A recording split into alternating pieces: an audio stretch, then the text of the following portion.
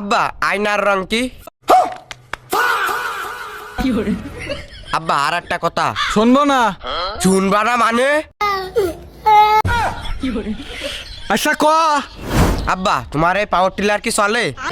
মন্দি কয় গিরা না চলে না, চালাতি হয়।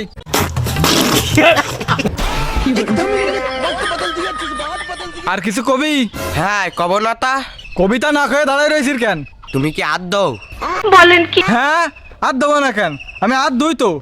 না আব্বা তুমি হাত দাও না। মানে মানে তোমার একা তার একাত্রে দই আর তুমি তাকায় ফিরে দেখো।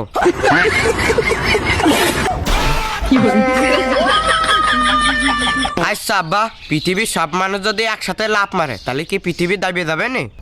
মন্দি কয় গিরা আর একটা কথা আব্বা, ক।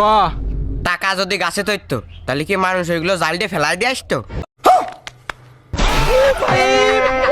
রে মনি, তুই একটু থাম দিন। মোটে থামার কায়দা নেই আব্বা আমার।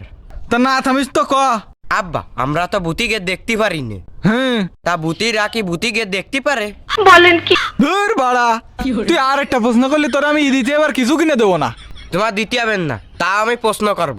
কর। মানুষ তো কয় পানিতে কোনো স্বাদ নেই, নেই তো। তাহলে ঠান্ডা পানি খেতে একরকম লাগে আর গরম পানি খেতে আর এক রকম লাগে কেন? মন্দি কয় গিরা জানি নে। আচ্ছা তোমার জানা লাগবে না, এই প্রশ্নের উত্তরটা দাও। কি প্রশ্ন? আব্বা তুমি কি জানো তোমার নাকে আর আমার নাকে একটা মিল আছে? কি মিল? তোমার নাকেও দুটো ফুটো, আমার নাকেও দুটো ফুটো। মনি তুই এবার থাম দিন, না হলে তোর ওই নাকের ফুটোই আমি ফুদে তোর পেট ফুলোই দিবানে। আব্বা বুঝিস, তুই ভালো কথায় থামবিন নে। আর কমান না।